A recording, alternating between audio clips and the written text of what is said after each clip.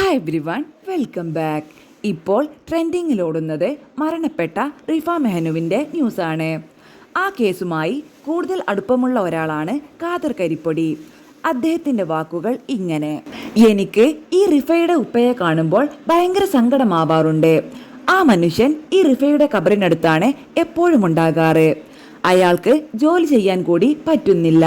അങ്ങനെയൊരു ഫാമിലിയെയാണ് ഇവരെല്ലാം കൂടി ആക്ഷേപിക്കുന്നത്. അവരെ കുറിച്ചാണ് ഇവർ കള്ളം പറയുന്നത്. എനിക്ക് വളരെ ഇമോഷണൽ പ്രോബ്ലം ഉള്ള കേസാണിത്. റിഫയും സഫയും ഒരുപാട് ദൂരമുണ്ട് അയാൾക്കടുത്ത്. റിഫ ദുബായിലേക്ക് പോയത് ജീവിക്കാൻ വേണ്ടിയാണ്.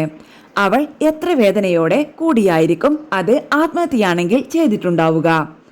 അവളുടെ ജീവന്റെ ജീവനായ മകൻ, ആ പെൺകുട്ടി ജോലി എടുത്തിട്ടാണ് മെഹനാസിനെ സംരക്ഷിച്ചത്.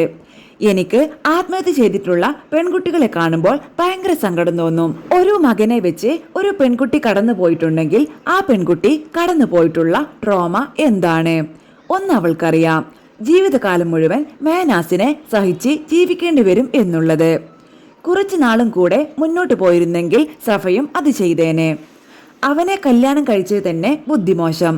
സഫ രണ്ട് പറഞ്ഞാൽ പ്രതികരിക്കും. പക്ഷേ റിഫ അങ്ങനെയല്ലായിരുന്നു, പാവമായിരുന്നു. ആ പെൺകുട്ടി അനുഭവിച്ച പീഡനം പറഞ്ഞറിയിക്കാൻ പറ്റാത്ത അത്രയുമാണ്. റിഫ വ്യക്തമായി പറഞ്ഞിട്ടുണ്ട്. കട്ടിലിൽ തലയിടിച്ച് പരിക്കേൽപ്പിച്ചിട്ടുണ്ടെന്ന്. ഇയാൾ ഡ്രഗ് അഡിക്റ്റ് ആണ്.